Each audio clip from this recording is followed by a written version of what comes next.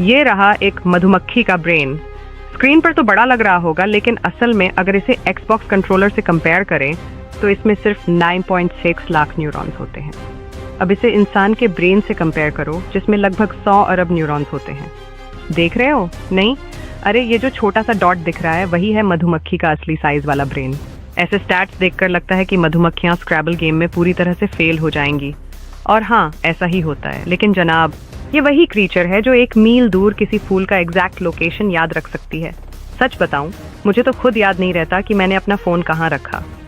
और सिर्फ रास्ता ही नहीं, मधुमक्खियाँ ये भी सीख सकती हैं कि कौन से फ्लावर्स में सबसे बढ़िया नेक्टर है। ये वाली मधुमक्खी देखो, इसे पता चल गया कि ये पीले वाले आर्ट्स एंड क्राफ्ट टाइप फूल सबसे अच्छा नेक्टर देते हैं और नीले फूलों से बढ़िया पॉलन मिलता है।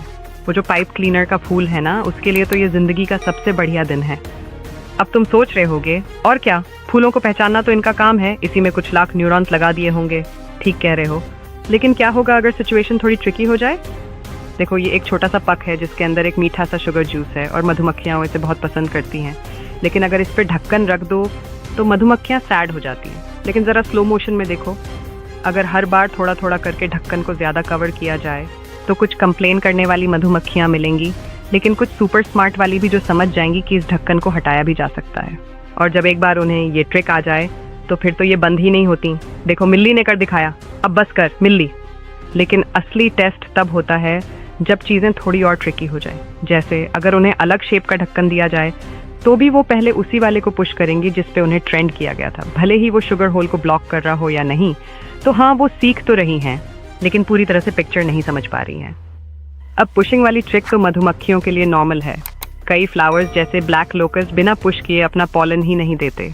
लेकिन सवाल ये है, क्या मधुमक्खियां कोई नई चीज भी सीख सकती हैं जो पुशिंग से रिलेटेड ना हो? तो चलो करते हैं एक और टेस्ट। यहाँ कुछ फ्लावर्स हैं, हाँ, एयर कोट्स में।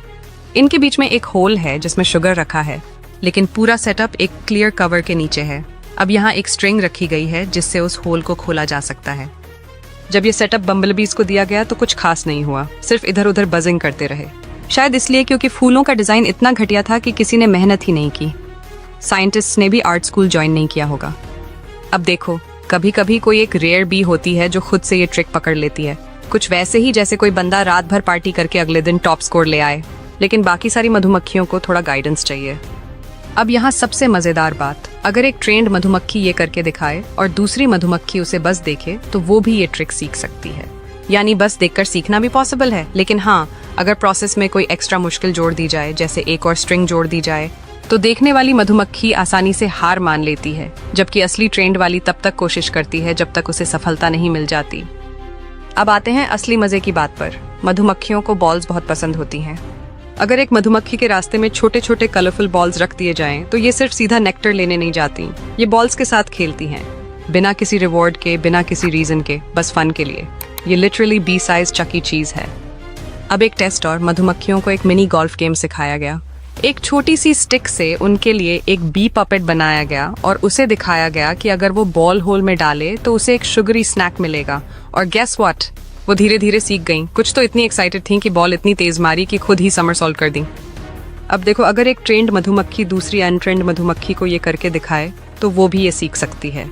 और अगर ट्रेंड मधुमक्खी को एक खास बॉल से ट्रेन किया गया हो, लेकिन अनट्रेंड मधुमक्खी को बाद में ऑप्शन दिया जाए, तो वो सबसे जल्दी वाली बॉल ही चूज करती है। यानी वो प्रोसेस को और एफिशिएंट बना रही हैं। अब ये जो भी सीखती हैं वो अपनी पूरी कॉलोनी को सिखा सकती हैं। एक मधुमक्खी से दूसरी, फिर तीसरी, फिर चौथी, और देखते ही देखते पूरी कॉलोनी को नया स्किल मिल जाता है।